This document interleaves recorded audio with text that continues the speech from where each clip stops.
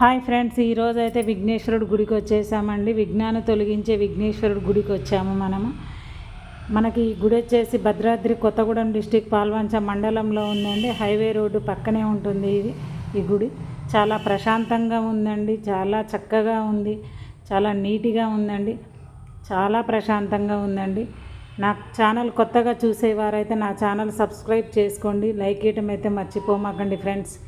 ఈరోజైతే మేమైతే విఘ్నేశ్వరుడి గుడికి వచ్చాం. విఘ్నాలు తొలగిస్తాడని చెప్పేసి ఇక్కడ పూజ చేయించుకుందామని వచ్చాము. ఇక్కడ చాలా పురాతన గుడి అండి. ఇదైతే చాలా సంవత్సరాల క్రితం గుడి. ఇక్కడ వినాయకుడు తొలి పూజలు అందుకునే వినాయకుడు. మనకైతే ఏదైనా ఉంటే ఆ దోషం పోతుందని చెప్పేసి ఇక్కడ చాలామంది తొలి పూజలు చేయించుకుంటారండి. చాలా చక్కగా ఉంటాడు. నాకైతే విఘ్నేశ్వరుడు దర్శనం ఇచ్చాడు, మీకు కూడా దర్శనం ఇచ్చాడని అనుకుంటున్నాను. మీకైతే ఏమైనా విఘ్నాలు ఉంటే తొలగిపోవాలంటే విఘ్నేశ్వరుడు ఆలయానికి వెళ్ళేసి విఘ్నేశ్వరుడు ఆలయంలో పూజ చేయించుకోండి. నేనైతే స్వామివారికి ప్రత్యేకంగా పూజ చేయించుకుంటున్నానండి.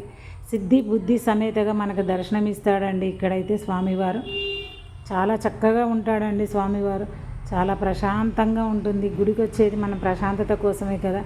చాలా ప్రశాంతంగా ఉంటుందండి. చాలా పవర్ఫుల్ వినాయకుడు అండి ఈయన.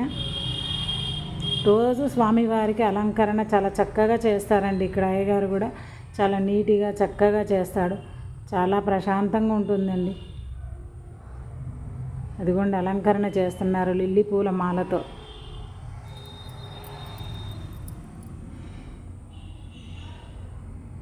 గోత్రనామాలతో మనం ఇక్కడ పూజ చేయించుకోవచ్చండి.